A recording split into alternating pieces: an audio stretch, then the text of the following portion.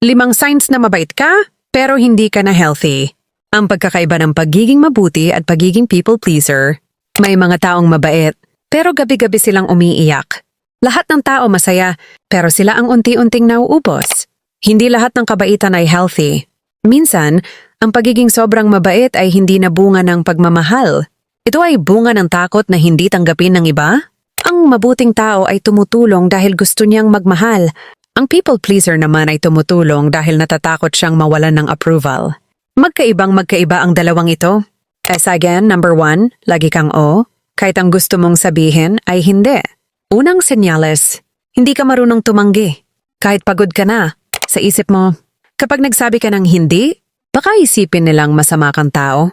Pero tandaan mo, hindi obligasyon ng isang mabuting tao ang sagutin ang lahat ng problema ng mundo.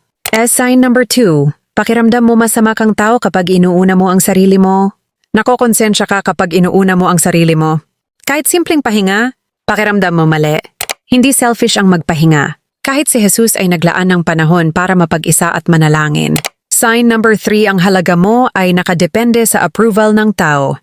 Masaya ka kapag pinupuri ka. Pero isang criticism lang, parang sira na ang buong araw mo.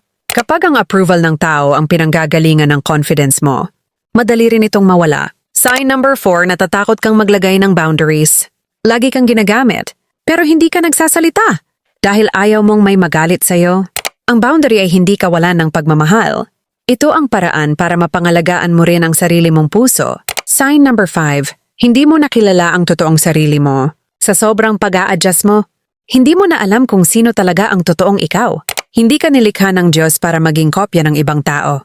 May sarili kang layunin. May sarili kang pagkakakilanlan. Ang tunay na kabaitan ay hindi ang pag-ubos sa sarili, kundi ang pagmamahal sa kapwa habang nananatiling tapat sa Diyos at sa pagkataong ibinigay niya sa iyo.